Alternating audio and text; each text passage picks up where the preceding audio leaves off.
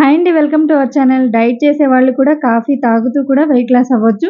మరి ఆ రెసిపీ తయారు చేసుకోవడం ఎలానో ఈ వీడియోలో చూసేద్దాం. వీడియోనైతే ఎక్కడ స్కిప్ చేయకుండా చూడడానికి ట్రై చేయండి.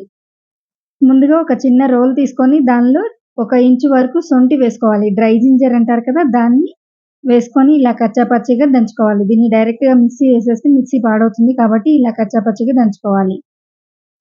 ఇప్పుడు ఒక మిక్సీ జార్‌లో ఈ దంచుకున్న శొంఠిని వేసుకోవాలి.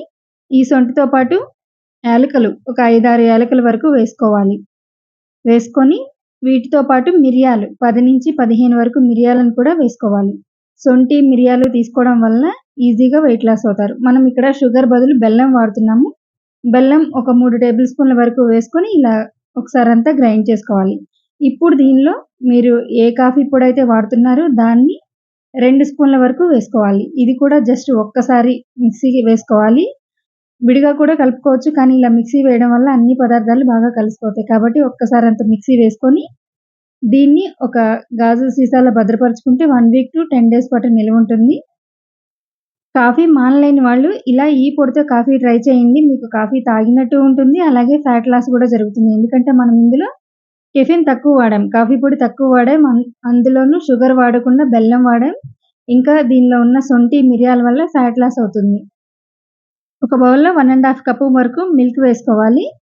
ఇప్పుడు మనం తయారు చేసుకున్నాం కదా కాఫీ పౌడర్‌ని, అది 1 స్పూన్ వేసుకోవాలి. ఇక మనం ఏమి యాడ్ చేయనక్కర్లేదు. జస్ట్ ఇదొకటి 1 స్పూన్ వేసుకుంటే సరిపోతుంది. దీన్ని ఇలా కదుపుతూ ఉంటే దానికి అదే కలర్ వచ్చేస్తుంది. పాలు ఎక్కడా విరగలేదు మీరు గమనించినట్లయితే. బెల్లంలో రకాలుంటాయి. ఇది వైట్‌గా ఉంటుంది కదా కొంచెం, ఆ బెల్లం అందుకని పాలు విరగలేదు.